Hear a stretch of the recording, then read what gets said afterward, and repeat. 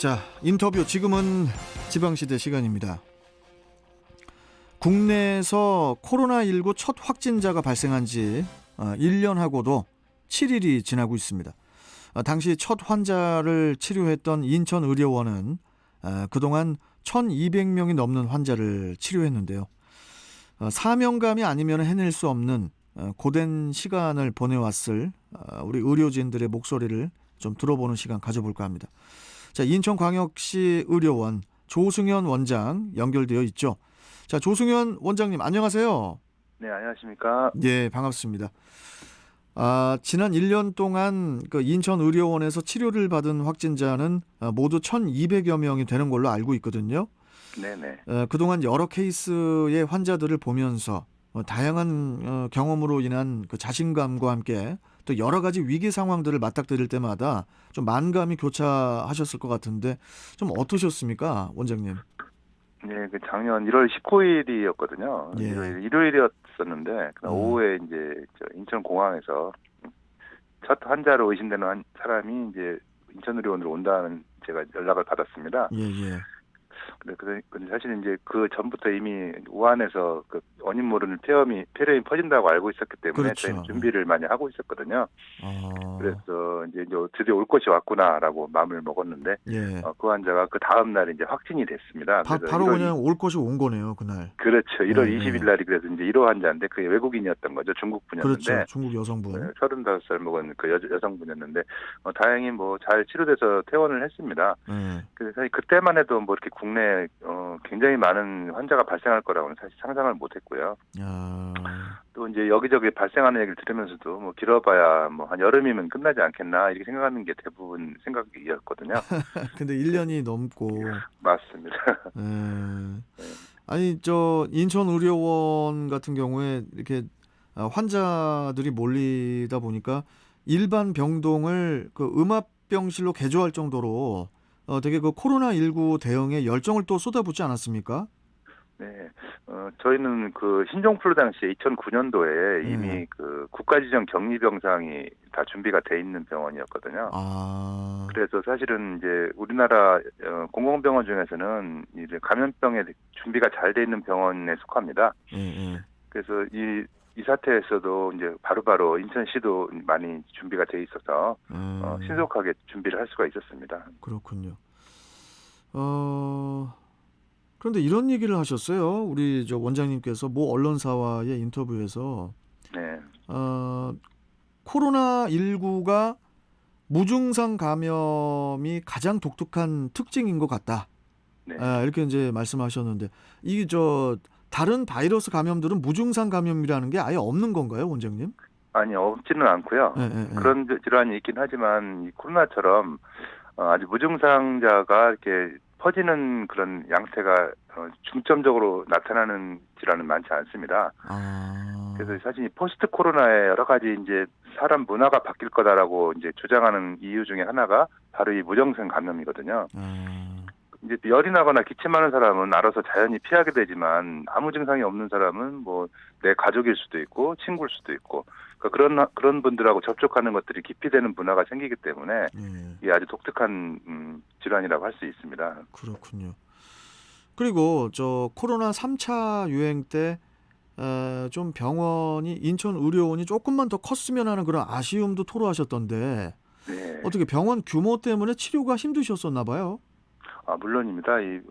병원이라는 거는 사실은 일정한 규모 이상이 되어야 규모의 경제나 여러 가지 운영하는 데 있어서의 그 합리적인 모습이 나타나게 되는데 예. 보통 요즘 같으면 한 최소한 500병상 이상은 되어야 의료진들이 자체적으로 중환자도 볼 수 있고 경증 환자도 볼 수 있는 이런 완결적 시스템을 갖춘다고 보거든요. 그렇군요. 저희 인천의료원은 300병상 정도가 조금 안 되는 규모로 실제로 운영되고 있기 때문에 예. 여기서 발생하는 경증 환자들이 중환자로 바뀌었을 때 이분들을 끝까지 책임지지 못하는 이런 약점을 갖고 있기 때문에 무척 아쉬웠었습니다. 규모도 규모인데 또 의사가 돼도 미용이나 성형 쪽으로들 빠지다 보니까 사태가 터지고 나서 투입될 의사가 없다. 이렇게 네. 이제 말씀을 하셨더라고요. 네. 그 정도로 되게 심각했었나 봐요. 그러니까 우리나라가 이게 전부 이제 어찌 보면 민간 의료의 그 사적 의료 중심으로 구성이 돼 있는 의료 시스템이 있기 때문에 예, 예. 실제로 이제 의과대학에서 의사들이 졸업하고 전문의를 따더라도 이분들이 이제 그 감염병 같은 필수 진료를 하는 분야보다는 수익이 예. 높은 분야로 진출하는 경향이 있거든요. 현실적으로.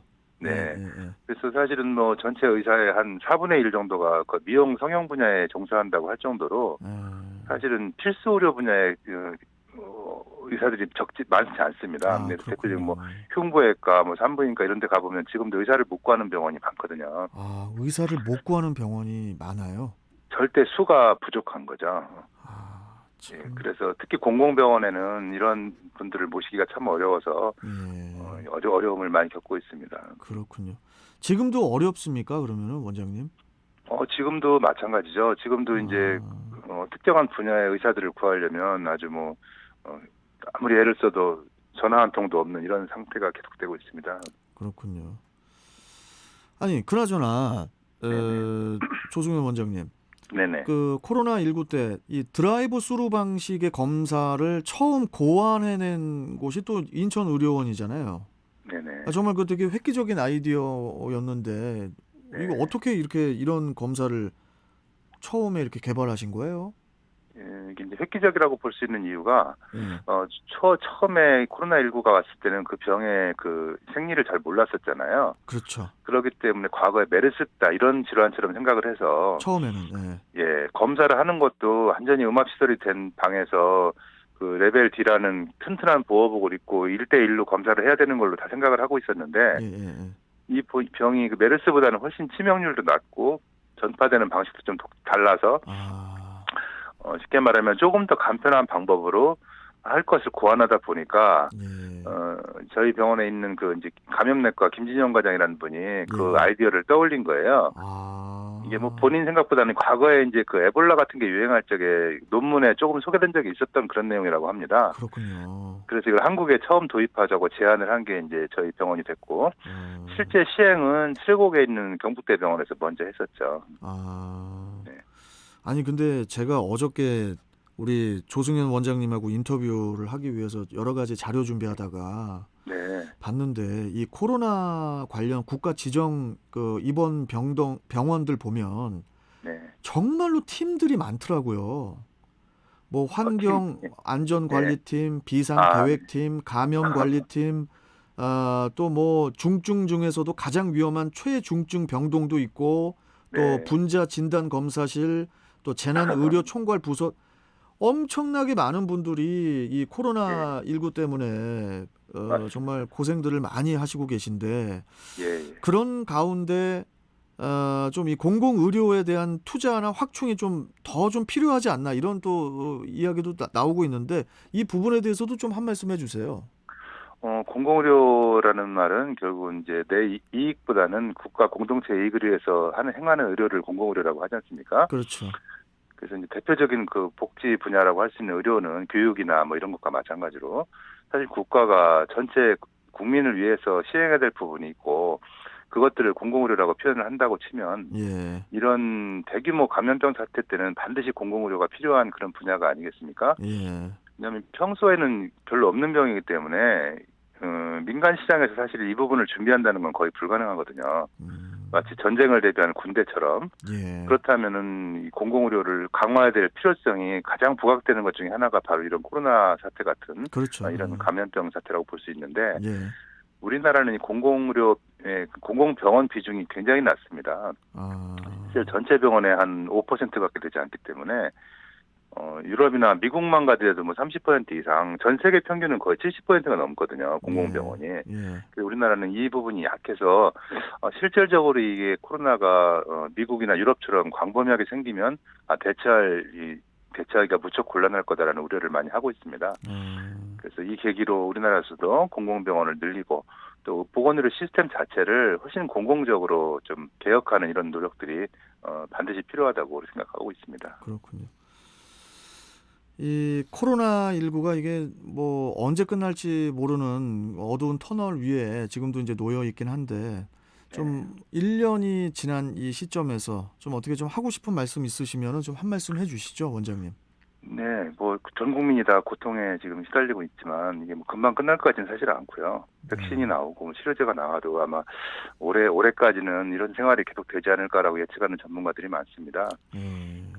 저희가 이제 준비해야 될 것은 사실 아까도 말씀드렸지만 이런 계기를 통해서 어떤 공공의료를 강화하는 이런 내용들을 국민들이나 또 정부나 여러 가지 정치인들이나 이런 분들이 같이 힘을 합쳐야 될 것 같아요. 예. 특히 이제 우리가 있는 인천에는 지금 공공의료 인프라가 가장 취약한 광역시 중에 하나입니다. 예. 그래서 지금 제2의 인천의료원이라든지 지금 음. 논의되고 있는 감염병 전문병원 같은 것들을 인천시에 꼭 유치하도록 우리 시장님이나 우리 국회의원들, 또 시민들이 다 같이 노력해야 될 그런 시점으로 생각합니다. 예. 정말 일선에서 이렇게 가장 또 앞장서시면서 고생을 하고 계신데 우리 조 원장님 같은 분이 계셔서 또 우리가 건강하게 또 생활할 수 있는 것 아니겠습니까? 예, 정말 네. 감사드리고 우리 원장님께서도 항상 건강 조심하시고요. 네, 예. 네, 감사합니다. 자, 오늘 말씀은 여기까지 듣고 또 뵙도록 하겠습니다. 네, 고맙습니다. 감사합니다. 예. 자, 지금까지 인천광역시 의료원 조승현 원장과 함께 했습니다.